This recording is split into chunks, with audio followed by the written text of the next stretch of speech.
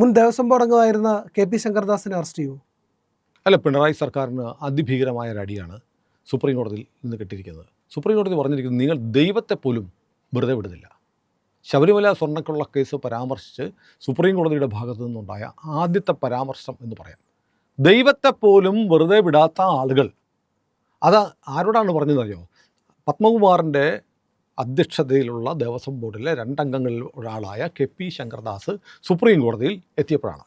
Supreme കോടതിയിൽ എത്തിയപ്പോൾ അദ്ദേഹം തന്നെ അറസ്റ്റ് ചെയ്യരുത് എന്ന് ഉത്തരവിടണം എന്നാവശ്യപ്പെട്ടിട്ടാണ് സുപ്രീം കോടതിയെ സമീപിച്ചത്. കാരണം കേരള ഹൈക്കോടതി ഈ കേസ് പരിശോധിച്ചപ്പോൾ പത്മകുമാർ എന്ന് പറഞ്ഞ ദേവസ്വം ബോർഡ് പ്രസിഡന്റിനെ അറസ്റ്റ് ചെയ്ത് ജയിലിലാണ്. 2 മെമ്പർമാരുണ്ട്, വിജയകുമാറും കെ.പി. ശങ്കർദാസും. ഇവരെ തൊടുന്നില്ല. അപ്പോൾ സുപ്രീം കോടതി ഹൈക്കോടതി പറഞ്ഞു, എടാ ഇത് ദേവസ്വം ബോർഡ് എടുത്ത തീരുമാനമാണ്. അപ്പോൾ സ്വർണ്ണപ്പാളി എന്നുള്ളത് വെട്ടി ചെമ്പന്നാക്കിയത് പത്മകുമാറാണ്. അത് അംഗീകരിച്ചത് കൂടെയുള്ള 2 മെമ്പർമാരാണ്. അപ്പോൾ പത്മകുമാറിനെ മാത്രം പ്രതിയാക്കി ബാക്കിയുള്ളവരെ പ്രതിയാക്കാതിരിക്കുന്നു. ഇത് കൂട്ടുത്തരവാദിത്വമുണ്ട്, അവരെ കൂടെ അറസ്റ്റ് ചെയ്യേണ്ടതാണെന്ന് കേരള ഹൈക്കോടതി പറഞ്ഞു. എന്നിട്ടും പ്രത്യേക അന്വേഷണ സംഘം അനങ്ങാതെ വന്നപ്പോഴത്തേക്ക് ഹൈക്കോടതിയുടെ ഭാഗത്തുനിന്ന് കർശനമായ കടുത്ത വിമർശനം ഉണ്ടായി. അങ്ങനെയാണ് തെരഞ്ഞെടുപ്പ് കഴിഞ്ഞപ്പോൾ CPM-ൻ്റെ ലോക്കൽ കമ്മിറ്റി അംഗം കൂടിയായിരുന്ന വിജയകുമാറിനെ അറസ്റ്റ് ചെയ്തു. അപ്പോഴും ശങ്കർദാസിനെ തൊട്ടില്ല. ശങ്കർദാസിനെ തൊടാത്തതിനെക്കുറിച്ച് വലിയ ആക്ഷേപം ഉണ്ടായി. ശങ്കർദാസിൻ്റെ മകൻ ഒരു പ്രധാനപ്പെട്ട പദവിയിലിരിക്കുന്ന IPS ഓഫീസറാണ് എന്നുള്ള ആക്ഷേപം കൂടെ ഉയർന്നു. അതുകൊണ്ടാണ് പോലീസ് അദ്ദേഹത്തെ അറസ്റ്റ് ചെയ്യാൻ മടിക്കുന്നത്. തങ്ങളുടെ കൂട്ടത്തിലൊരാളുടെ അച്ഛനെ അറസ്റ്റ് ചെയ്ത് അദ്ദേഹത്തിന് വിഷമം ഉണ്ടാക്കണ്ട എന്ന് കരുതിയിട്ടാണ് എന്നൊക്കെ പറഞ്ഞ് വലിയ വിമർശനങ്ങൾ വന്നു. സാമൂഹ്യ മാധ്യമങ്ങളിൽ രാഷ്ട്രീയക്കാർ, BJP, കോൺഗ്രസ് ഒക്കെ ഈ വിമർശനമായിട്ട് വന്നു. അപ്പോൾ പിന്നെ പോലീസിന് അറസ്റ്റ് ചെയ്യേണ്ടി വരുമെന്നുള്ള സാഹചര്യം വന്നപ്പോൾ ഒരുപക്ഷെ പോലീസ് തന്നെയായിരിക്കും പറഞ്ഞിരിക്കുന്നത്, ഒരു കാര്യം ചെയ്യും, ഹൈക്കോടതി പോയിട്ട് കാര്യമില്ല, കാരണം ഹൈക്കോടതിയുടെ പരാമർശമുണ്ട്. അപ്പോൾ ഹൈക്കോടതി ഈ പരാമർശങ്ങൾ മാറ്റിക്കിട്ടത്തില്ല. അതുകൊണ്ട് ഈ പരാമർശങ്ങളൊന്നും മാറ്റിക്കിട്ടാനും ഒക്കെ ആയിട്ട് സുപ്രീം കോടതിയിൽ നേരിട്ട് പോകാൻ പറഞ്ഞു. സുപ്രീം കോടതി വന്നു. സുപ്രീം കോടതി എടുത്ത് വെച്ച് ഫയൽ എടുത്ത് നോക്കിയിട്ട് പറഞ്ഞു, ഇതിനകത്ത് ദേവസ്വം ബോർഡ് പ്രസിഡന്റ് അറസ്റ്റിൽ, മറ്റൊരു മെമ്പർ അറസ്റ്റിൽ, കൂട്ടത്തിലുള്ള മെമ്പറെ മാത്രം അറസ്റ്റ് ചെയ്യരുതെന്ന് പറയാൻ എങ്ങനെ പറ്റും? അപ്പോൾ ഇത് കൂട്ടുത്തരവാദിത്വമുണ്ട്. മാത്രമല്ല, എല്ലാ ഫയലുകളും പരിശോധിച്ചിട്ട് കോടതി കണ്ടെത്തി, ഇത് നേരത്തെ പറഞ്ഞ പോലെ ശബരിമലയിലെ കൊള്ള എന്ന് പറയുന്നത് സാക്ഷാൽ ദൈവത്തെ പോലും കൊള്ളയടിക്കുന്ന ആളുകളായിട്ട് മാറിയിരിക്കുന്നു. ആര്? ഈ ദേവസ്വം ബോർഡ് അംഗങ്ങൾ. അപ്പോൾ ദൈവത്തെ കൊള്ളയടിക്കാൻ കൂട്ടുനിന്നവനാണ് ഈ കെ.പി. ശങ്കർദാസ് എന്ന തരത്തിലുള്ള പരാമർശമായി ഇതിനെ വ്യാഖ്യാനിക്കാം. അപ്പോൾ ഇപ്പം ഈ രക്ഷപ്പെടാൻ വേണ്ടി അവിടെ ചെന്നപ്പോൾ തലയ്ക്ക് കൂടത്തനടി കിട്ടിയ അവസ്ഥയിലാണ് കെ.പി. ശങ്കർദാസ്. അപ്പോൾ അദ്ദേഹത്തിന് ആരോഗ്യ പ്രശ്നമുണ്ട്, മറവി രോഗമുണ്ട് എന്നൊക്കെയാണ് പറയുന്നത്.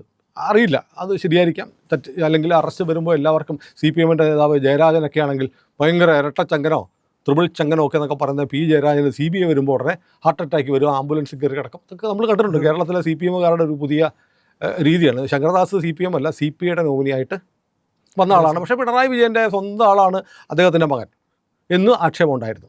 മാത്രമല്ല, ശബരിമലയിൽ യുവതികളെ കയറ്റുന്ന കാര്യങ്ങളൊക്കെ നടപ്പാക്കിയത് അന്ന് പോലീസ് ഓഫീസറായിരുന്ന അദ്ദേഹമായിരുന്നു എന്ന് പറയുന്നു. അന്നത്തെ കോന്നി തഹസിൽദാരായിരുന്നു നമ്മുടെ ഈ മറ്റേ ദിവ്യയുടെ കേസിൽ മലപ്പുറത്ത് കണ്ണൂർ ADM നവീൻ ബാബു. എല്ലാ സഹായം ചെയ്തു കൊടുത്തിരുന്നു റവന്യൂ ഉദ്യോഗസ്ഥനായ ADM ആയിരുന്ന നവീൻ ബാബു. അപ്പോൾ നവീൻ ബാബു ഈ പറഞ്ഞ പോലെ, ഞാനതിലൊന്നും വിശ്വസിക്കുന്നില്ല, പക്ഷേ ആളുകൾ പറയുന്നുണ്ട് അങ്ങനെ ശബരിമലയിൽ യുവതികളെ കയറ്റിയ ആൾ ഒരു യുവതി കാരണം കൊല്ലപ്പെടുകയോ ആത്മഹത്യ ചെയ്യേണ്ട ഗതികേടുണ്ടായി എന്ന്. അപ്പോൾ ഇങ്ങനെയൊക്കെ ആളുകൾ വ്യാഖ്യാനിക്കാനുള്ള കാരണം ഇവരുടെ ചെയ്തികളുടെ ഫലമാണ്. ഏതായാലും സംഗതി ഇപ്പോൾ വല്ലാണ്ട് വഷളായിരിക്കുകയാണ്. ശങ്കർദാസിനെ ഇനി അറസ്റ്റ് ചെയ്യണമോ എന്നുള്ള പ്രിയൻ്റെ ചോദ്യം, അതിന് ഉത്തരം കണ്ടെത്തേണ്ടിയിരിക്കുന്നു പോലീസ്. കാരണം എല്ലാവരെയും അറസ്റ്റ് ചെയ്തു, ഒരാളെ മാത്രം അറസ്റ്റ് ചെയ്യാതിരിക്കാൻ വയ്യ. അറസ്റ്റ് ചെയ്തിട്ട് ചെയ്യാതെ ഇനി മുന്നോട്ട് പോകാൻ കഴിയില്ല. കാരണം സുപ്രീം കോടതി വരെ എതിരായി കഴിഞ്ഞ ഒരാളെ, ജാമ്യം കൊടുക്കാത്ത ഒരാളെ എങ്ങനെ SITക്ക് എന്തു കാരണം പറഞ്ഞ് വെറുതെ വിടാൻ പറ്റും? അപ്പോൾ ഇനിയിപ്പോൾ ശങ്കർദാസിനെ അറസ്റ്റ് ചെയ്തില്ലെങ്കിൽ ഈ SIT ബാഹ്യ സമ്മർദ്ദങ്ങൾക്ക് വഴങ്ങുന്ന ഒരു ഏജൻസിയാണെന്ന് ആക്ഷേപിക്കേണ്ടി വരും. ആ ആക്ഷേപത്തിൽ കഴമ്പുണ്ടെന്ന് സ്ഥാപിക്കപ്പെടുന്ന ഒരു സ്ഥിതിയാണ് ഉണ്ടാവുക. അപ്പോൾ ഏതായാലും ശങ്കർദാസിനെ അറസ്റ്റ് ചെയ്യേണ്ടി വരും. ശങ്കർദാസിന് വേണമെങ്കിൽ തന്നെ അറസ്റ്റ് ചെയ്യില്ല, എനിക്ക് ആരോഗ്യ പ്രശ്നമുണ്ട്, മെഡിക്കൽ സർട്ടിഫിക്കറ്റൊക്കെ ഹാജരാക്കാം. പക്ഷേ ഒരാൾക്ക് രോഗമുണ്ട്, ഗുരുതരമായ രോഗമുണ്ട് എന്നത് ഒരു ക്രിമിനൽ കേസിലെ പ്രതിയായ ഒരാളെ അറസ്റ്റ് ചെയ്യാതിരിക്കാനുള്ള ന്യായമൊന്നുമല്ല. അപ്പോൾ ഇത് ക്രിമിനൽ കേസാണ്, മോഷണ കേസാണ്, കൊള്ളക്കേസാണ്. കടകംപള്ളി സുരേന്ദ്രൻ എന്ന് പറയുന്ന CPM-ൻ്റെ സംസ്ഥാന നേതാവും മുൻ മന്ത്രിയുമായിരുന്ന ആളെ അമ്പലക്കൊള്ളക്കാരൻ എന്ന് വിളിക്കാമെങ്കിൽ ശങ്കർദാസിനെ അമ്പലക്കൊള്ളക്കാരൻ എന്ന് വിളിക്കാം.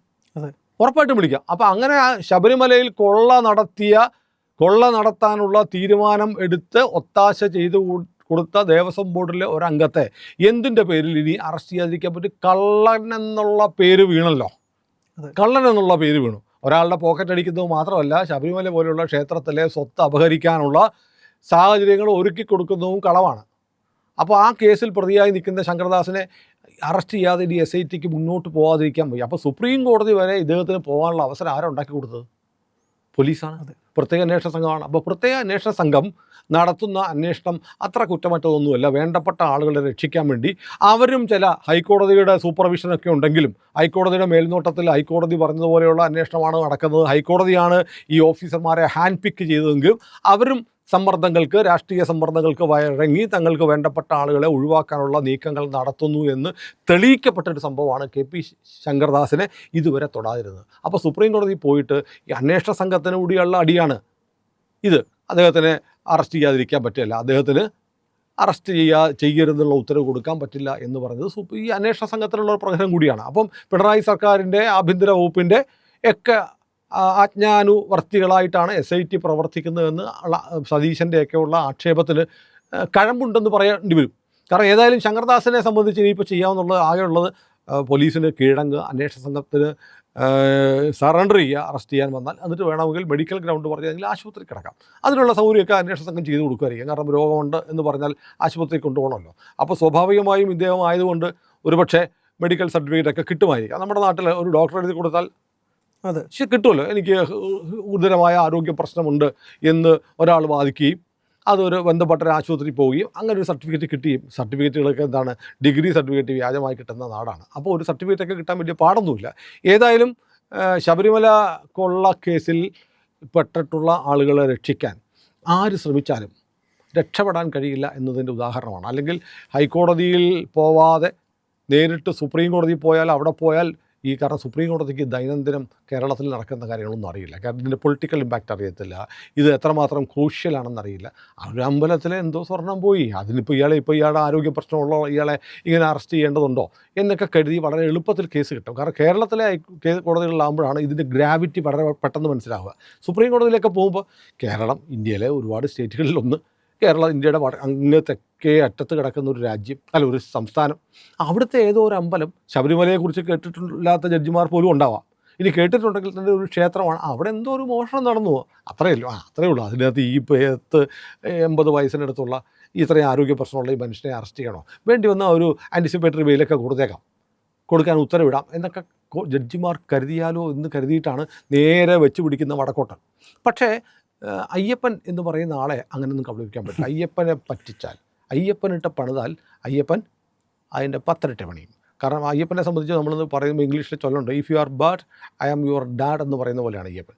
അപ്പോൾ അവിടെ ചെന്നാലും അവിടെയുള്ള ആളുകൾക്ക് ഈ കാര്യമൊക്കെ മനസ്സിലായി എന്നതിൻ്റെ തെളിവാണ് ദൈവത്തെ പോലും വെറുതെ വിടാത്തവരാണ് നിങ്ങളെന്ന് പറയുമ്പോൾ അത് ശങ്കർദാസിന് മാത്രമുള്ളൊരു സർട്ടിഫിക്കറ്റായിട്ട് ഞാൻ കരുതുന്നില്ല, പിണറായിക്കുള്ള സർട്ടിഫിക്കറ്റാണ്. പിണറായി സർക്കാരിൻ്റെ കാലത്ത് കേരളത്തിൽ ദൈവത്തിന് പോലും രക്ഷയില്ല എന്ന് സുപ്രീം കോടതി പറഞ്ഞിരിക്കുന്നു എന്ന് തന്നെയാണ് അതിൻ്റെ പച്ചമലയാളം. കാരണം ഇത് ഈ തെരഞ്ഞെടുപ്പിന് തൊട്ട് മുമ്പ് ഇനി എന്തൊക്കെയോ പിണറായിക്കും പിണറായിയുടെ സർക്കാരിനും പിണറായിയുടെ പാർട്ടിക്കും കിട്ടാൻ ഇടയുണ്ട്. അതിൻ്റെ ഒരു തുടക്കമാണ്, ഒന്നും ആയിട്ടില്ല, വടി വെട്ടാൻ പോയിട്ടേ ഉള്ളൂ. കാരണം ഇത് സത്യം പറഞ്ഞാൽ എനിക്ക് സത്യത്തിലൊരു വിഷമമുണ്ട് കേട്ടോ പ്രിയ. ഞാൻ സത്യത്തിൽ ആഗ്രഹിക്കുന്നത് കേരളം ഇസ്ലാമിസ്റ്റുകളുടെ ഭരണത്തിൽ വരരുത് എന്ന് ആഗ്രഹിക്കുന്ന ആളാണ് ഞാൻ. അതെന്താണെന്ന് ചോദിച്ചാൽ UDF അധികാരത്തിൽ വന്നാൽ കൃത്യമായും ഇസ്ലാമിക ഭരണമാണ് കേരളത്തിൽ വരാൻ പോകുന്നത്. കാരണം അത് പരസ്യമായി KM ഷാജിയെ പോലുള്ള ആളുകൾ പറഞ്ഞു കഴിഞ്ഞു, ഞങ്ങൾ അധികാരത്തിൽ വരാൻ പോകുന്നത് മുസ്ലിങ്ങൾക്ക് വേണ്ടി മാത്രമാണ്. കഴിഞ്ഞ 10 വർഷം കൊണ്ട് മുസ്ലിങ്ങൾക്ക് കിട്ടാതെ പോയതെല്ലാം നേടിയെടുക്കാൻ വേണ്ടിയിട്ടാണ് ഇക്കുറി ഞങ്ങൾ ഭരണത്തിൽ വരാൻ പോകുന്നതെന്ന് ഷാജി പറഞ്ഞതിനെ പാണക്കാട് തങ്ങളോ സതീശനോ KPCC പ്രസിഡൻറ്റോ തള്ളി പറഞ്ഞിട്ടില്ല. അപ്പോൾ ഈ മുസ്ലിം ഭരണത്തിന് വേണ്ടിയിട്ടാണ് ഇനി നമ്മൾ വോട്ട് ചെയ്യേണ്ടതെന്ന് പറയുന്ന ആളുകളാണ് ഇവരുള്ളത്. അപ്പോൾ അങ്ങനത്തെ ഒരു സാഹചര്യത്തിൽ തമ്മിൽ ഭേദം ഞാൻ പറയും. കാരണം എൻ്റെ പ്രേക്ഷകരോട് ക്ഷമിക്കണം. കാരണം ഇവിടെ ഒരു ഇസ്ലാമിക രാജ്യമാവുന്നതിനേക്കാളും എനിക്കിഷ്ടം കമ്മ്യൂണിസ്റ്റ് രാജ്യമാകുന്നതാണ്. കാരണം അവർ ഈ പറഞ്ഞ പോലെ നമ്മുടെ തലവെട്ടാനോ നമ്മളെ പിടിച്ച് സുന്നത്ത് ചെയ്യിക്കാനോ പോകത്തില്ല, നമ്മൾ ജസിയ കൊടുക്കേണ്ടി വരത്തില്ല. പക്ഷേ അതിനുള്ള സാഹചര്യവും യുവന്മാർ കളഞ്ഞ് കുളിച്ചു എന്നുള്ളതാണ്. അപ്പോൾ മലയാളിയുടെ തലവര എന്ന് പറയുന്നത് നമ്മൾ കേരളം ഇസ്ലാമിക രാജ്യമായി 2047 മാറുമെന്ന് VS അച്യുതാനന്ദൻ പറഞ്ഞതുപോലെ, CPM നേതാവ് പറഞ്ഞതുപോലെ, മുഖ്യമന്ത്രി പറഞ്ഞതുപോലെ അന്നത്തെ മുഖ്യമന്ത്രി ആയിരിക്കുമ്പോഴാണ് DS പറഞ്ഞതുപോലെ അതിനുള്ളൊരു യോഗത്തിലേക്കാണ് കാര്യങ്ങൾ നീങ്ങുന്നത്. പക്ഷേ നമുക്ക് മാർഗ്ഗമൊക്കെ ഉണ്ട്, അത് നിങ്ങൾക്കറിയാം. കാരണം കേരളത്തിൽ ഇടതുപക്ഷവും വലതുപക്ഷവും അല്ലാതെ വേറൊരു പക്ഷം കൂടിയുണ്ട്. ആ പക്ഷത്തെ നിങ്ങൾ തിരിച്ചറിയുമെങ്കിൽ, നിങ്ങൾ സ്വീകരിക്കുമെങ്കിൽ, അവരാണ് നമുക്ക് രക്ഷ എന്ന് മനസ്സിലാക്കുമെങ്കിൽ ഈ ദുര്യോഗമൊക്കെ ഒഴിവാക്കാം. ഏതായാലും ദൈവത്തെ പോലും വെറുതെ വിടാത്തവരുടെ കയ്യിൽ നിന്ന് എൻ്റെ ദൈവം മാത്രമാണ് ശരിയെന്ന പറയുന്നവരുടെ കയ്യിലേക്ക് ഭരണം മാറണോ എന്ന് തീരുമാനിക്കാനുള്ള നാളുകൾ കൂടി ആഗതമായിക്കൊണ്ടിരിക്കുകയാണ്.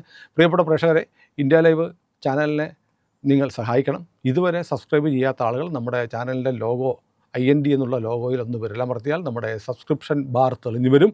അതിൽ സബ്സ്ക്രൈബ് ചെയ്യുക, ഒന്ന് വിരലമർത്തിയാൽ മതി. തൊട്ടുപുറത്തൊരു ബെല്ലൈക്കണമുണ്ട്, അതും കൂടി ഒന്ന് അമർത്തി ചാനലിനെ സഹായിക്കണമെന്ന് അഭ്യർത്ഥിക്കുന്നു.